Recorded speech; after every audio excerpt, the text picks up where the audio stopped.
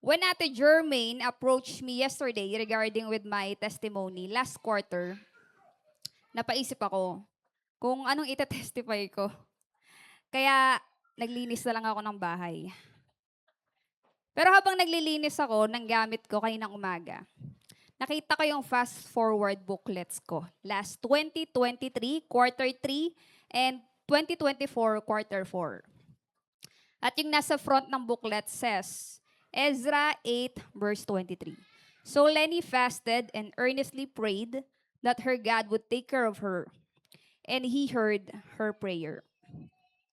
Isa sa prayer list ko ay ang makapagturo sa aking alma mater, which is yung PUP. PUP Parañaque. Unfortunately, hindi pa nangyayari.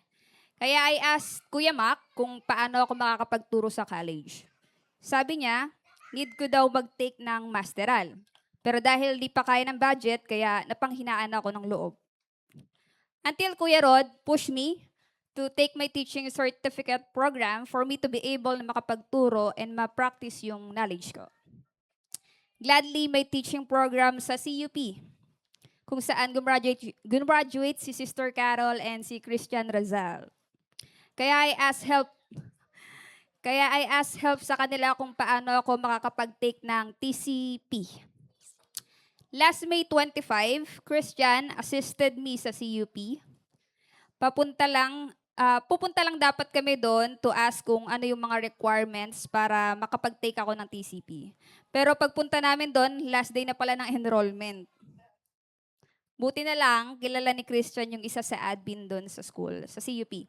Kaya I got the chance to take the exam pa. Right at that moment, I took the exam. Walang review. Sabi ko kay Christian, tulungan niya ako mag-review. Sabi niya, wag ka na mag-review, te. Meditate mo na lang yung devotion mo. Kaya yun, mineditate ko na lang yung devotion ko. Then last May 28, so it was 3 days after my exam, when I received an email from CUP. I passed the entrance exam. All for God's glory.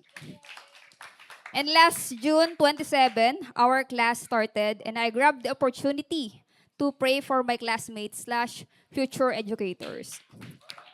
Gladly, almost all of my classmates are Christian. This time, Christian. This time, hindi lang ako ang magli-lead sa mga magiging estudyante namin in the future. I will be with teachers that has the same vision, same mission with me, all for God's glory.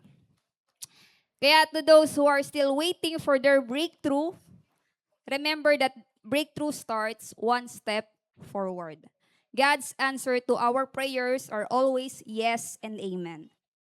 Hindi man sa timing na gusto natin, pero sa timing na para sa atin. Again, I'm Lenny, Breakthrough Perez, a loving daughter of Mommy and Daddy under the guidance of Miss Loy, and this is my wow testimony, all for God's greater glory.